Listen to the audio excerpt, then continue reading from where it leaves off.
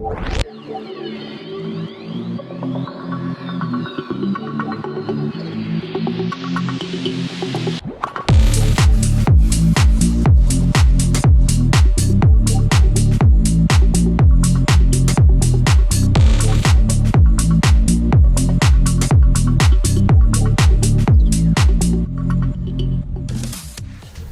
this morning we're going to just be doing some faces. Huge day of work, so I just figured I'd go ahead and do a really short video, probably 15-20 minutes, of some warm-up drawings. So I like to start out using just basic shapes, utilizing shapes for faces. So, you know, you've seen a lot of other artists and YouTubers using the basic shapes. So obviously there has to be some type of validity to it.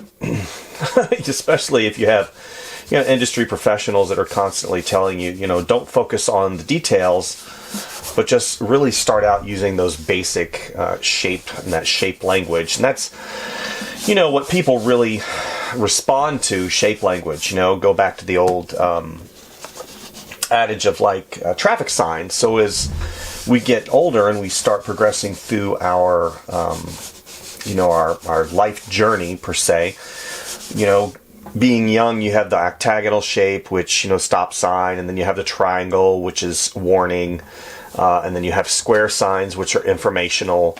So whenever it comes to human beings, we tend to subconsciously read things very quickly. So you can utilize that whenever you're creating characters and help your characters read a lot better from a distance. That's why a lot of times whenever you see character design sheets, you'll see silhouettes and how that particular character will read as a silhouette. Silhouette being whenever it's completely filled in and it's black against the lighter background, you just read the silhouette.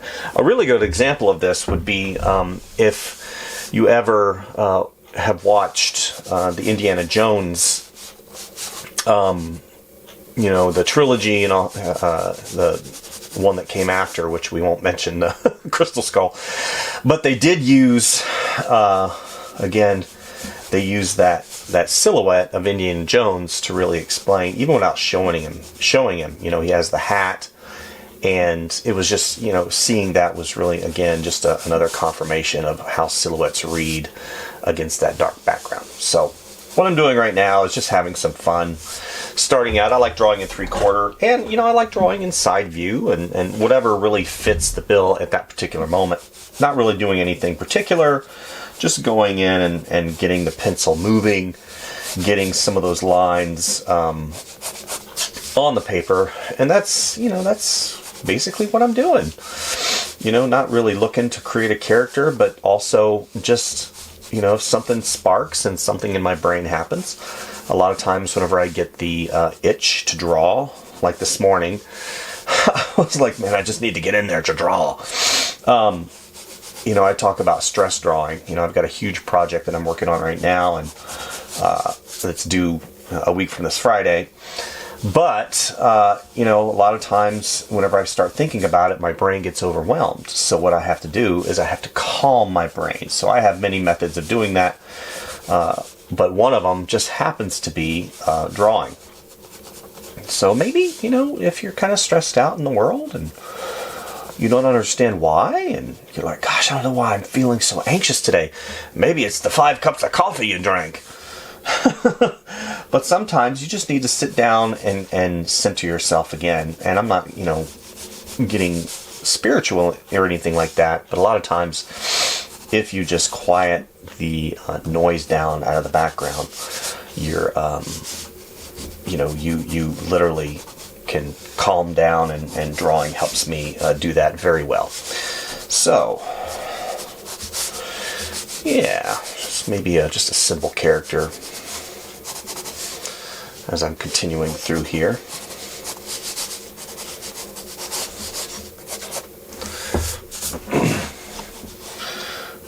Okay. So now what I'm doing is I'm just going back and I'm refining some of that shape language, you know, and some of the expression that I'm having this particular character do. Working on Bristol board today. I like, you know, I've said this before, I like working on Bristol board because it's got a really good tooth. Tooth being the smooth or roughness of the paper, cold press or hot press, and the density and the thickness. I'm not getting any bleed through or anything like that. Let's go ahead and put a part in his hair. Let's do it over here. You know, and it's very durable, and if I decide I want to ink this, there's not too much of an issue. Yeah. There's not too much of an issue of bleed through and durability or anything like that. So Bristol boards are really nice. And this particular brand, I'm not sure who this is. I think this is Strathmore. Yeah, Strathmore. And it's got predetermined lines for comic books. And you can get these over there at Hobby Lobby or Michael's or some of those other retailers in the market. And I think I paid right at $10 for this. Oops, wrong way. So I had the opportunity last night to be part of the Ringling Career Symposium, which was pretty cool. Got to speak to a lot of students. That was really neat, and it was all virtual, so I didn't have to leave my studio. So that was pretty cool. A lot of really great, talented people. And a lot of industry professionals were there. A lot of companies were represented, and I had my own table, so I was able to talk at length and answer questions pertaining to freelance and toy design. And so that was a real fun thing that I did last night for about 2 hours. So that was neat. And I got to see, like I said, really talented people that are currently going to be thrusted into the market of illustration and design. You know, some people were very receptive. Others, you know, just wanted me to look at their portfolios, and I saw some great work. You know, I did see some work that needed a lot of work, but you know what? That's okay, because a lot of them weren't in their senior year, so they have a lot left to develop. So that's a lot of fun. Okay, so we're just going to leave that one right there.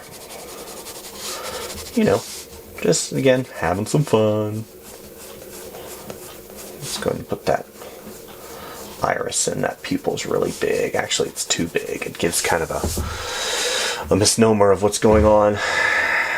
You know, misnomer is kind of like a misdirection. So with this surprised look, I should probably make those pupils a lot smaller, and it's going to change the dynamic, you'll see here in a second, of what this character is looking like. Here, I'll show you. So I'm going to make them really small. There we go.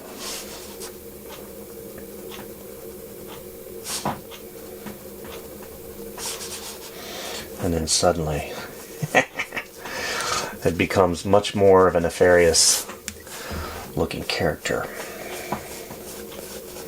I've got that highlight right there. We can put some value in the top here. Actually, I'm going to have that come around here to the side a little bit more. There we go.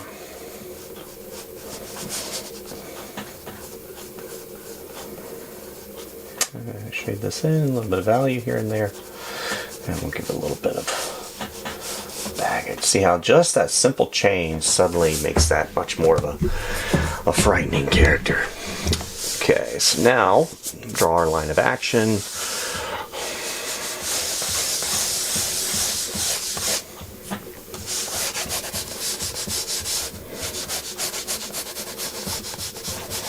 And these are much more stylized than what I've been doing lately. I've been doing a lot of portrait work, just, you know, stuff like this that are more traditional.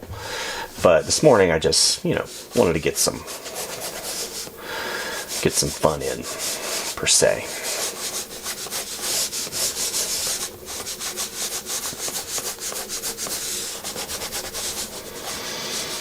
You know.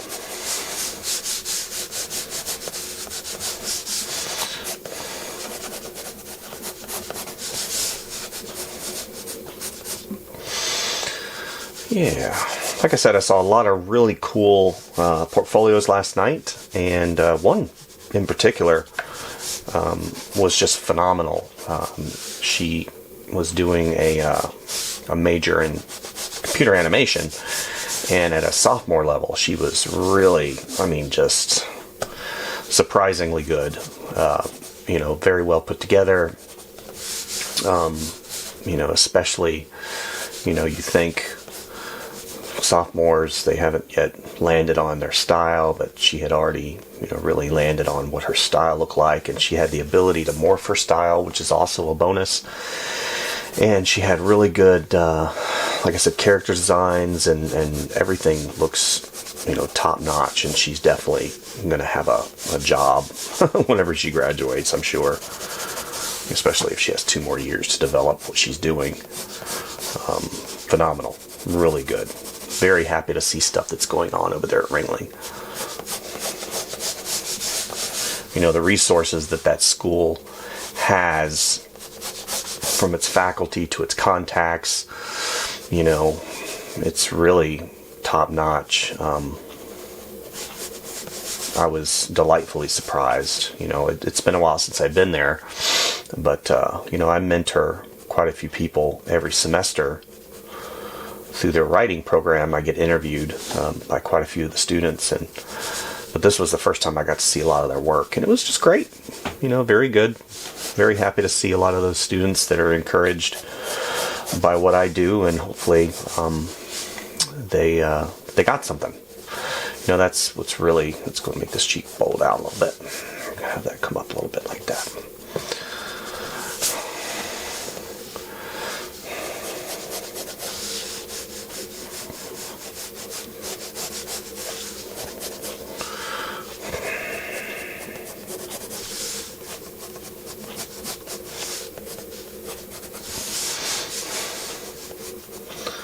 Down, up, dark, lighter, dark, lighter. Then it comes down.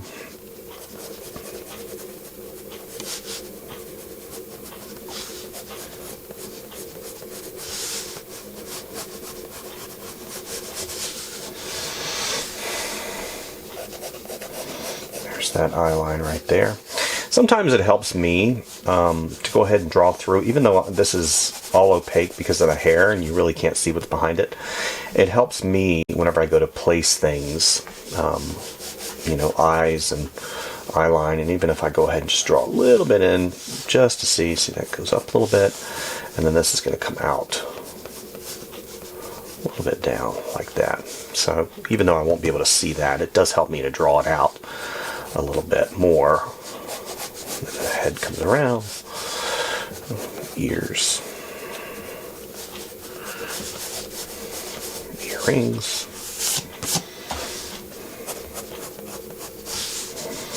Let's make this a little bit rounder. We're going to shade this in, that muscle group that comes with the esophagus. One of the things that I did notice, especially even some of the seniors, that the anatomy and the knowledge of the anatomy wasn't there. Some of them it was, and you could tell that they're still young and need quite a bit more work. But I think that overall what I saw was a very positive thing. So I can remember being there at Ringling, and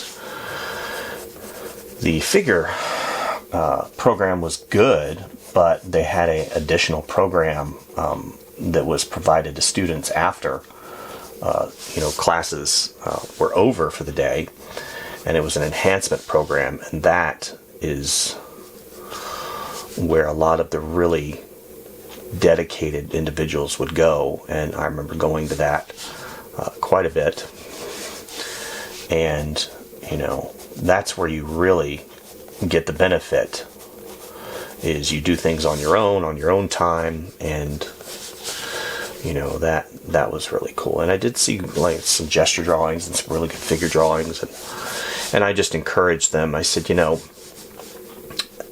that figure and how you interpret the figure becoming second nature, and you understanding anatomy is important. Stylization is important too, but you know, you have to kind of understand how the figure works for you to be able to stylize it. You know, where stuff is and having that believability. And they were, you know, very receptive, like I said, and very, very happy to listen. Now, whether or not they do that, that's obviously up to them. But I just said draw, draw, draw, draw, draw. Especially for those of them that are interested in drawing and being an illustrator. And even those that are in, you know, computer animation. You know, one girl that I saw, she was a great visual artist. And she was a computer animator. And I said, don't let you know, the job of computer animation drive that love of and passion of drawing out of you.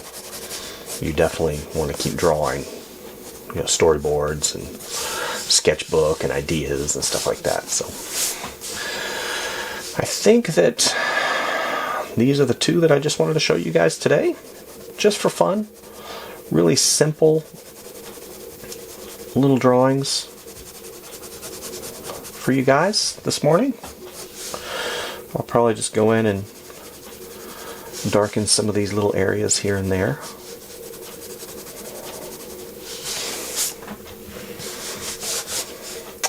And I'll probably come back and do stuff like this. Just erase some of those lines and, you know, I'm coming back in possibly later with a pen. Maybe pen and ink these. Yeah, maybe. Maybe she's got to point it here. I don't know. Anyway, that's it for today, guys. Thanks for liking or showing up and watching my video. Hopefully you like, and please subscribe. Hit that notification bell. And as always, I say, go out and draw something from life, or take a brief moment and smell the roses, or draw some roses, or something fun. Yeah. All right, guys. We'll see you next time.